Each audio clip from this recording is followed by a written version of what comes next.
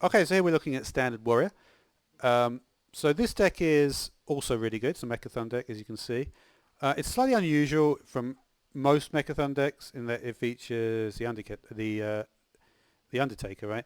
So one of the important things to mention here is when you do Doctor Boom, um, do not, under any circumstances, take a Death Rattle minion, um, because then it won't work um, on the red button there.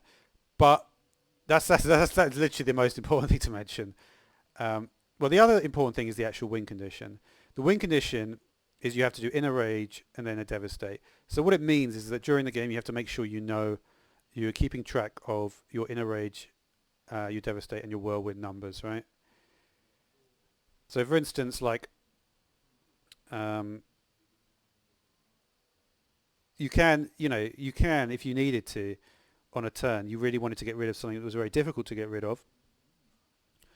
Say you do 4 Warpaths, so that's 4 damage. You could then do a Whirlwind and an Inner Rage, and then that would take out a 6 health minion, right? So there's things like that you might want to do. Um, but yeah, you have to be careful. You have to Shield Slam's probably better to use them.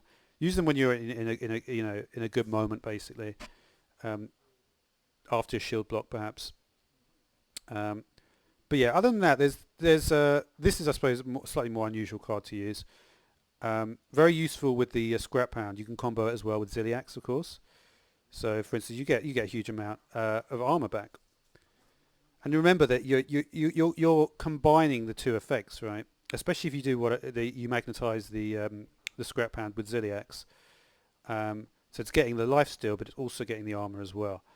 So that can really get you like a lot back in critical moments. Also, Harrison Jones, um, obviously good when you've got like a lot of decks with a lot of weapons in them. Now, Battle Rage is a card you have to use it at the right time. You obviously with Mechathon you do want to draw through your deck. You're not going to draw through it like unbelievably fast. But just to mention about Harrison, by the way, it's always best to play it after the Weapons Project. Because I think only Warrior has actually got a weapon with more durability than that. So in terms of Harrison, you're never going to get 4 unless you use the... there's actually, the 2/4 that deals 1 damage weapon. What's the new one? Livewire Lance Overlord's Whip, I think it's called. But yeah, so that's a good way to get cards. Acolyte with your whirlwinds, but like I say, you do have to be careful. You don't want to. You need to have that combo piece for the Undertaker, right? It has to be Inner Rage or Whirlwind with a Devastate. So essentially, out of these, you have to keep a Devastate, one Devastate. So the good way to remember it is just as soon as you use that Devastate, just know that the other Devastate is not available. But with the Inner Rage and the Whirlwinds, it's just a thing that once you play it enough, you just recognise it. And you won't accidentally use it. Militia Commander, also quite a good target for Sweeping Strike as well. Obviously, does a sort of area effect damage with Rush. The thing is, right, with Rush, this is a very strong card. You know, I mean, you can imagine putting a Darius in there as well. And and like I say, I've messed around with a lot of different decks, so I may do something like that with it. And then of course, Doctor Boom, amazing card. Yeah, I mean, and that's really there's not really a huge amount to talk about with this particular deck because it's pretty straightforward. Get as many cards as you can with Acolyte, with Harrison Jones on a Weapons Project. Defend with the Weapons Project.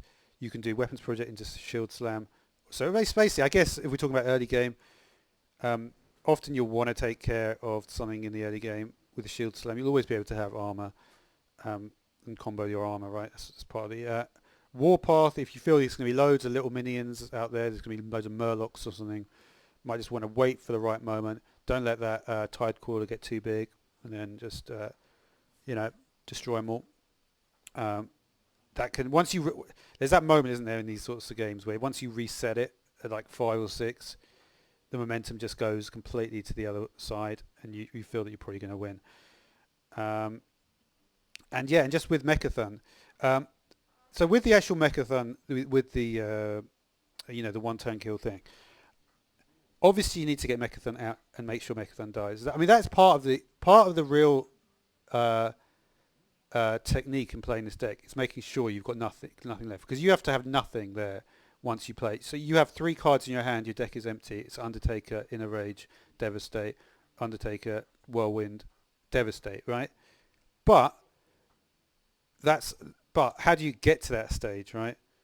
You don't want to be in a position where like you can't, what if your opponent, it gets to the point where your opponent knows what you're doing and they're not going to have any targets for sweeping strikes.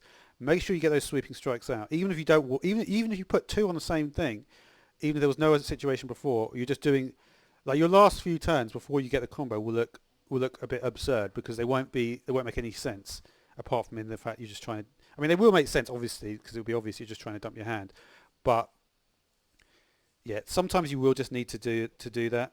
You won't get the exact combos you need. The things won't die, and because of that, you really want to get Mechathon out. Like, say in the worst situation, Mechathon was the very last card you draw.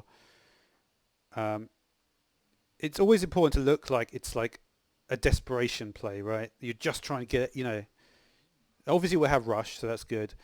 So they put out an 8/8 or something, or they put out a big minion. That's always a good time to put it out, because you can rush, you can kill it. They think there's a desperation play. If I get rid of it, that's it. That's sorted. And this is the advantage of playing a deck where you're not like it's not just the end with the Mechathon. The Mechathon will die twice, right? Obviously. But once you get rid of the Mechathon, you're normally in quite good shape. The only other problem can be if you get Acolyte of Pain very late game. And then they try, you can even shield slam your Acolyte of Pain. If, there's like some ridiculous things you can do like that. But normally you'll be okay, because it doesn't have that much health. If it had like 5 health, it would be more of a problem. Even if they try and like whittle you down and do like a 1, 2, 3 damage on it, it's much worse if you've got 2 of them. You ideally don't want to have 2 Acolytes of Pain at the very end. But yeah, if you can get rid of those though, and you can maintain enough health for your combo, you won't need that many chances to do it. Obviously, you want to get rid of your battle rages earlier as well. If you feel you're going to be like, yeah, that is really, as you go through the game, get rid of all your draw cards quickly, even if they're not, you're not getting good value out of them. And that is about it. So goodbye.